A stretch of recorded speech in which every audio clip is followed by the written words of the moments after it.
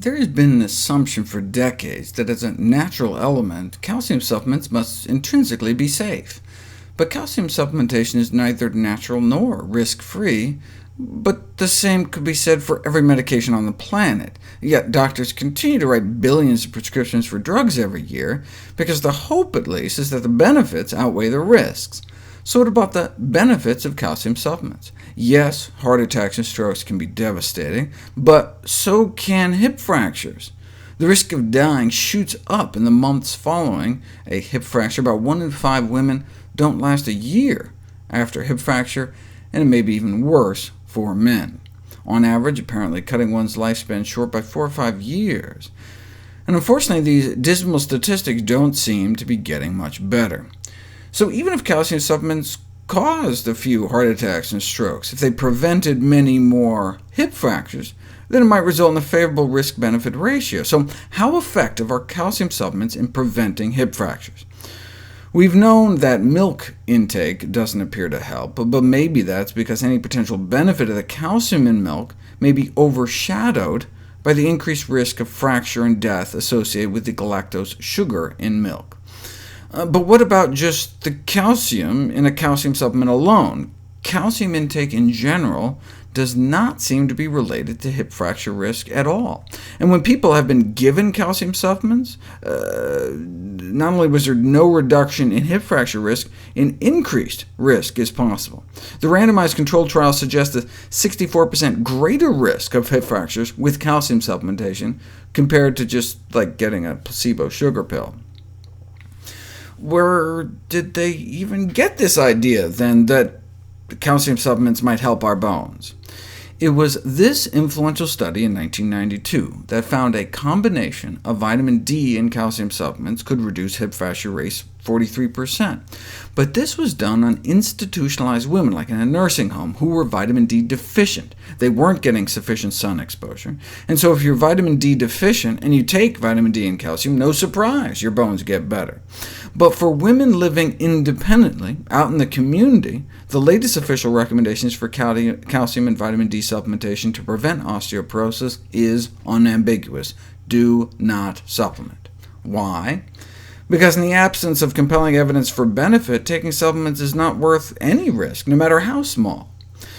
Now, this is not to say these supplements don't play a role in treating osteoporosis, or that vitamin D supplements might not be good for other things, but if you're just trying to prevent fractures, women living outside of institutions should not take them, and perhaps even in institutions. In this study, instead of giving nursing home residents vitamin D and calcium supplements, they randomized them to sunlight exposure and calcium supplements, and those that got the calcium pills had significantly increased mortality, lived shorter lives than the sunshine-only group.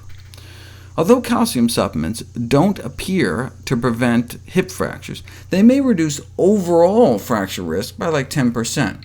So here's how the risk-benefit shakes out.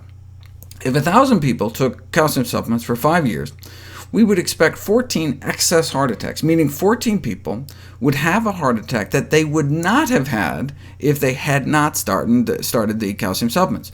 So they were effectively going to the store and buying something that gave them a heart attack, plus 10 strokes that otherwise would not have happened, and 13 deaths. People would have been alive had they not started the supplements. But that's all balanced against the 26 fractures that would be prevented.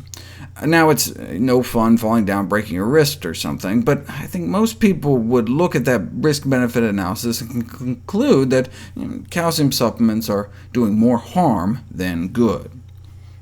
Given these findings, the use of these supplements should be discouraged, and individuals advised to obtain calcium from their diet instead.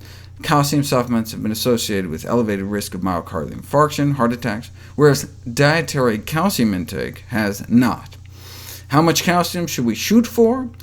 Interestingly, unlike most other nutrients, there's no international consensus. For example, in the UK, the recommendation for adults is 700 mg a day. But across the pond in the US, it's up to 1,200 a day. Whenever I see that kind of huge discrepancy between government panels, I immediately think scientific uncertainty, political maneuverings, or both. Newer data, based on calcium balance studies, in which researchers make detailed measurements of the calcium going in and out of people, suggests that the calcium requirements for men and women is lower than previously estimated.